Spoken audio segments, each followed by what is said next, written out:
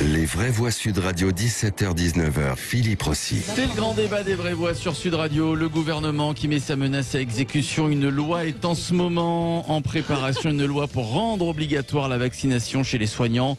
Peut-être même une vaccination obligatoire élargie à d'autres corps de métier. Un texte de loi qui pourrait être soumis au vote à la rentrée, nous dit-on. Voilà ce qu'aurait confié un conseiller de l'Elysée. On n'a plus le choix, une partie des soignants ne joue pas le jeu. Il risquerait de nous mettre en danger alors que, vous le savez, la menace du variant Delta augmente, que certains prédisent une 4e vague à la rentrée. D'ailleurs, Olivier Véran, pas plus tard que cet après-midi, a dit le variant Delta risquerait de nous gâcher les vacances. Par exemple, dans les EHPAD, écoutez bien ce chiffre, ce sont seulement 57% des soignants qui ont reçu une première dose. La vaccination obligatoire pour les soignants et peut-être élargie à d'autres corps de métier. Est-ce que c'est une atteinte aux libertés? Selon vous, vous votez sur Twitter, sur YouTube et puis vous nous appelez, on va vous écouter dans un instant. 0826 300 300, c'est le grand débat des vraies voix. Le gouvernement prépare une loi sur la vaccination obligatoire des soignants. Non, pas de piqûre, hein. Le médecin me l'avait promis. Quand on est soignant, il est de notre responsabilité d'éviter d'exposer ceux dont on prend soin au risque d'un virus. Ouais, j'aurais dû penser à me faire vacciner avant. Alors faut-il rendre cette vaccination obligatoire pour les soignants? Moi je pense que la question elle est vite répondue. On est au pays de Pasteur, il y a des crétins qui pensent qu'on ne doit pas se faire vacciner. Bah tant pis pour eux, qu'est-ce que je vous dis? Sud Radio, les vraies voix. Le débat est ouvert. Mademoiselle Piqûre ne fait jamais mal. Mademoiselle Piqûre, c'est un vrai rêve. On a eu beaucoup des piqûres depuis quelques mois en France. La vaccination donc obligatoire peut-être chez les soignants. Le grand débat avec Philippe Bilger, Céline Pina, Véronique Langlais. Notre invité, c'est un soignant. Gilbert Mouden qui est avec nous, infirmier à Bordeaux, délégué général Sud Santé. Bonsoir à vous, monsieur Mouden. Bonsoir Monsieur Rossi. Bonsoir, je vous présente Philippe Bilger, je vous présente Véronique Langlais, Céline Pina. Tiens, juste avant de commencer, j'aimerais vous donner un petit peu, avant d'avoir votre avis, Gilbert Mouden, vous donner la vaccination, les vaccins qui sont obligatoires en France, obligatoires pour certains professionnels, la coqueluche par exemple, la diphtérie obligatoire pour les nourrissons, mais également pour certains professionnels comme les soignants par exemple, l'hépatite B, les oreillons obligatoires également pour l'ensemble de la population. Tiens, les oreillons, pour ou contre cette vaccination obligatoire qui se profile pour les soignants, Gilbert Mouden? Première question. Deuxième question, est-ce que vous êtes vacciné? Oui, tout à fait. Alors moi je suis ici en tant que soignant, je suis pas du tout virologue ni infectiologue, bien mais sûr. Je suis vacciné depuis peu. Je suis un vaccino-prudent et j'ai mis du temps à me décider, mais je me suis fait vacciner. Ouais. Bon, très bien. Alors cette loi qui se prépare, qui devrait rendre normalement la vaccination obligatoire pour les soignants, comment vous l'accueillez? Comment vous accueillez cette nouvelle? Est-ce que c'est une atteinte aux libertés, selon vous, en sachant qu'un tiers des soignants ne sont pas vaccinés, ne veulent pas se faire vacciner? Ouais, je respecte la liberté de ces soignants qui refusent de se faire vacciner. Je crois qu'aujourd'hui, les soignants ont aussi perdu la confiance en leur gouvernement, en leur ministre de la Santé. On nous a tellement maltraités pendant cette crise sanitaire que on s'attendait pas à autre chose de ça que de notre ministre de la Santé. Celui qui nous a, faut se rappeler qu'il y a un an, c'est les mêmes personnes qui nous refusaient les masques, qui nous refusaient les tenues de protection et tout ce qui allait avec, qui nous ont imposé les vaccinations AstraZeneca en début de vaccination.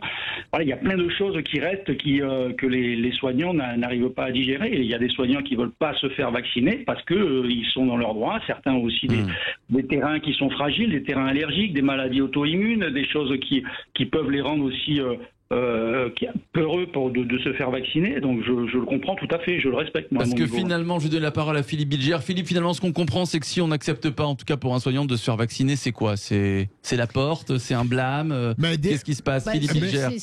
Alors, oui, évidemment, aussi. je réponds à notre ami Gilbert Mouden, infirmier, avec beaucoup de modestie, il en fait long et moi-même j'en fais beaucoup moins que lui, mais il reste que j'ai tout de même l'intuition immédiate que il est anormal que des soignants ne donnent pas l'exemple d'une vaccination totale. Alors j'entends bien que la France est toujours en retard dans ce domaine. Elle a essayé de convaincre, ça n'a pas marché et c'est très tardivement qu'elle envisage de contraindre par une loi qui va en effet obliger les soignants à se vacciner. Je ne parviens pas à comprendre comment comment on peut justifier que de la part des soignants, on puisse théoriser un refus de se soigner, d'être vacciné. Alors d'autres professions, je ne sais pas, c'est peut-être plus délicat et c'est peut-être alors un risque d'atteinte aux libertés, quoique j'ai tendance à considérer que lorsque l'atteinte aux libertés est faite pour le bien de tous, elle n'est pas vraiment une atteinte aux libertés. Mais tout ça, je le répète, dit avec beaucoup de prudence. Ouais, alors la vaccination est obligatoire par exemple en Italie et ça ne pose de problème à personne. Mais bon, on ne peut pas comparer la culture de deux pays. Ça ne pose de problème à personne, mais surtout, il y a eu les mêmes discussions, c'est-à-dire qu'on a beaucoup dit, vous allez voir, les gens vont quitter ce métier, ils n'ont pas du tout quitté le métier, ils sont restés. Mais il y a en fait un vrai problème. C'est que lorsque vous êtes soignant, vous êtes censé garantir un minimum de sécurité aux gens qui sont plus faibles que les autres, qui sont malades, qui sont dans un état qui est moins bon que et qu'on met entre vos mains. Vous avez une responsabilité à leur égard. Or, si vous voulez, à la limite, assumer votre risque, ça vous regarde. Sauf que là, dans ce cas-là, c'est pas vous qui assumez votre risque, c'est vous le faites porter à tous les gens que vous croisez et surtout aux gens dont vous vous occupez. Donc, un soignant qui qui ne refuse de se faire vacciner et qui transmet le Covid à quelqu'un porte une responsabilité énorme. Et si la personne se retourne, moi, je me pose une question. Si je dois me faire opérer, ça veut dire que je vais dans un hôpital qui ne m'offre aucune garantie puisque les gens qui vont m'approcher, je ne sais pas si elles peuvent me contaminer ou pas. Ça, c'est la première chose. Pour le patient à ce moment-là. Oui, enfin, est-ce que le problème... C'est la même chose pour le patient à ce moment-là. Mais non, enfin, le problème, c'est patient qui pourrait contaminer l'infirmier aussi. Oui, mais enfin, excusez-moi, c'est la responsabilité. Quand le patient, quand il arrive, lui, il est malade, il est dans une mauvaise situation, on le prend en charge. Le devoir de l'infirmier, c'est lui d'être vacciné. Ouais. Pourquoi est-ce que les soignants ont une obligation vaccinale plus forte que les autres ? C'est à cause de leur responsabilité, mais surtout au-delà de ça, c'est pas tous les soignants. 92% des médecins, en gros, quand les gens ont une formation scientifique et savent de quoi ils parlent, ils se font vacciner. Alors on va poser la question. 92% des médecins sont vaccinés et c'est quand on arrive au niveau des infirmiers et des aides-soignants que ça baisse de façon dramatique. On va poser la question à Gilbert Mouden sur ce que dit Céline Pina. Il envoie de la responsabilité des infirmiers qui pourraient contaminer et mettre la vie des patients en danger. Alors moi je reporterai la responsabilité sur notre gouvernement qui est responsable de peu de moyens que nous avons en particulier dans nos EHPAD. La situation est catastrophique dans nos EHPAD. Quand on est obligé de mettre des patients Covid... quel rapport avec la vaccination ? Quel rapport avec la vaccination ? Aujourd'hui on peut vacciner tous les soignants, les doses sont là, donc aujourd'hui c'est un refus des soignants de se vacciner et donc c'est le choix de mettre en danger le patient. Attendez, quand il y a des pathologies, en fait les gens dans ces cas-là, dans les hôpitaux, parce qu'on sait quand même comment ça fonctionne, quand vous avez des pathologies lourdes, à ce moment-là, on peut vous retirer de l'accueil du public. Gilbert Mouden, qu'est-ce que vous répondez à Céline Pina sur ça, sur la responsabilité du médecin et de l'infirmier, Gilbert Mouden? Qu'est-ce que vous répondez à Céline? On est tous responsables et les peu de moyens qu'on a pour les patients, ils décèdent aujourd'hui dans nos EHPAD particulièrement parce qu'on n'a pas suffisamment de moyens. Non, là, il y a eu des décès parce qu'il y avait des soignants qui n'étaient pas vaccinés, qui ont contaminé des gens. Donc, il faut... qui ne sont pas vaccinés non plus. Il y a des patients, il y a des familles de patients qui ne sont pas vaccinés, qui viennent voir leurs patients en EHPAD. Oui, mais eux n'ont pas de responsabilité vis-à-vis des soignants. Enfin, on a quand même un soignant... Ne parlez pas tous en même temps parce qu'on ne vous comprend pas. On va laisser répondre. Alors, allez-y, Gilbert Mouden. Juste après, je donnerai la parole à Véronique Langlais, qu'on n'a pas beaucoup entendu. Il est trop facile de faire porter cette entière responsabilité sur les soignants. Je crois qu'aujourd'hui, on essaye de masquer une défaillance de notre hôpital public qui n'est pas capable de prendre en charge en mettant vos patients en danger.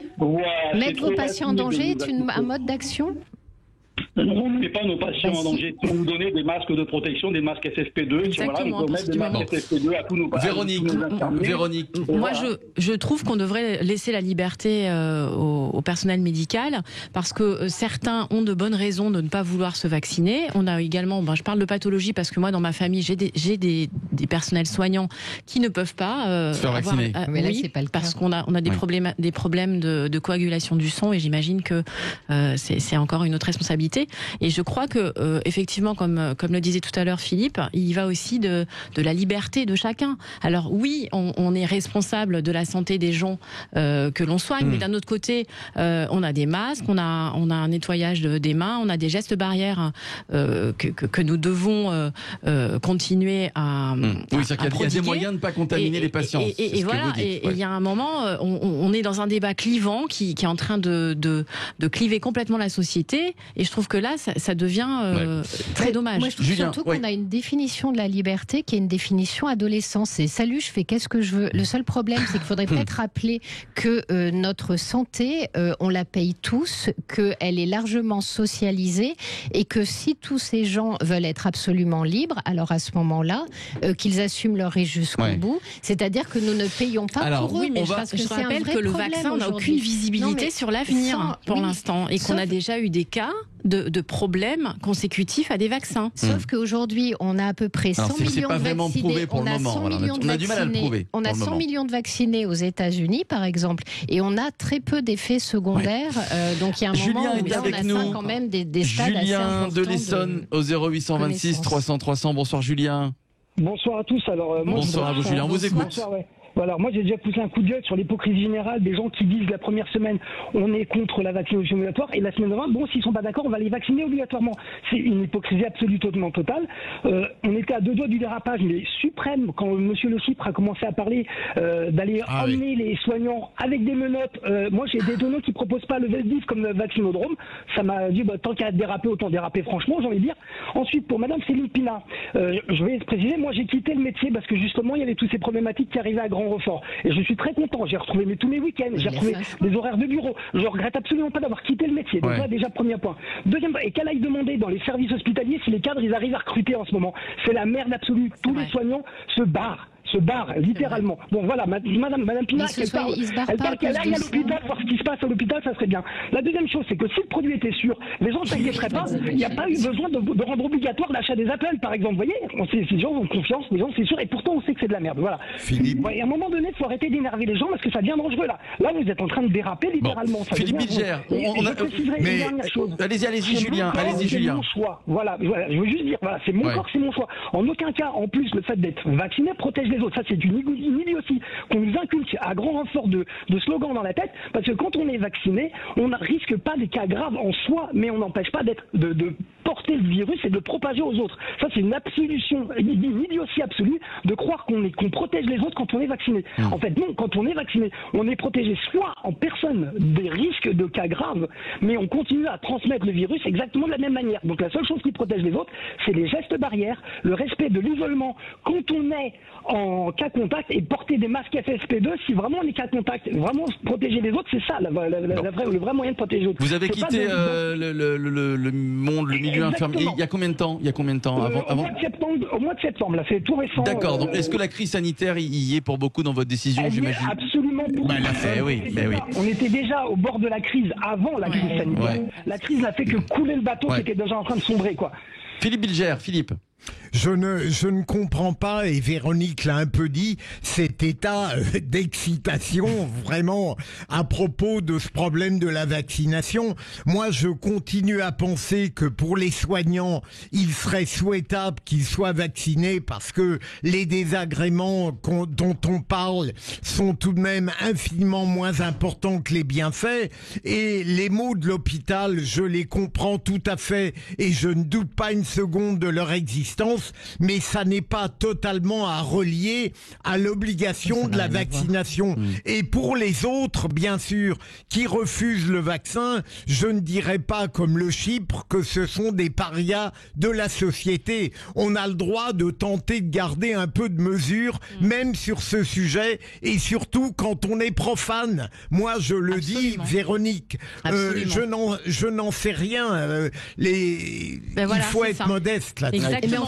fait, les noms profanes, ceci étant, que ce soit l'Académie de médecine, donc tous les grands noms, sont très très clairs sur l'obligation vaccinale pour les soignants. Se sont tous positionnés là-dessus. À un moment donné, il va falloir quand même, on explique qu'on est tous incompétents, mais quand des experts et des gens reconnus parlent, personne ne veut les écouter. Et là-dessus, il y a un consensus total sur l'obligation vaccinale pour les soignants. Gilbert Mouden qui est avec nous, infirmier à Bordeaux, je le rappelle, délégué général Sud Santé. Alors, qu'est-ce que vous allez faire, vous et votre syndicat? Est-ce que le gouvernement déjà s'est approché de votre syndicat pour vous consulter déjà, puisque apparemment une loi est en train d'être écrite, d'être préparée? Non, pas du tout, mais je crois qu'il faut y aller avec de la pédagogie. Les soignants sont responsables, les soignants savent ce qui est bien et ce qui est pas bien. Il faut des gestes forts et des mots forts, il faut y aller par la pédagogie. Actuellement, de nombreux soignants ont été arrêtés après la vaccination à cause d'effets secondaires, comme beaucoup de gens. On leur a imposé le jour de carence. Voilà quelque chose qui est inadmissible, des choses qu'il faut supprimer. Il faut permettre aux gens de se faire vacciner. Il faut leur dire, c'est la pédagogie qui va les faire aller vers la vaccination. Et c'est pas l'obligation. L'obligation, ça va les faire fuir de l'hôpital. Ceux qui sont réticents vont partir de l'hôpital. Notre hôpital est déjà au bord de la rupture. Il faut vraiment faire très très attention. La 4e vague sera très difficile à passer. Dans nos hôpitaux et au CHU de Bordeaux particulièrement, on le voit déjà, il y a une fuite énorme de personnel, on n'arrive plus, nos directions y arrivent en fermant des lits, c'est pas une solution. Donc il faut y aller avec de la pédagogie et c'est pas en obligeant les gens qu'on va résoudre le problème de la vaccination chez les soignants. Merci Gilbert Mouden pour vos explications, votre témoignage, infirmier à Bordeaux, délégué général Sud Santé. Merci à Julien qui nous appelait de l'Essonne. Voilà, vous l'avez entendu, Julien, ancien infirmier qui a quitté qui a claqué la porte de l'hôpital à cause de la crise sanitaire. Il n'en pouvait plus. Dans quelques instants, le grand débat des vraies voix, évidemment, à retrouver en podcast sur notre site sudradio.fr et en vidéo sur notre chaîne YouTube.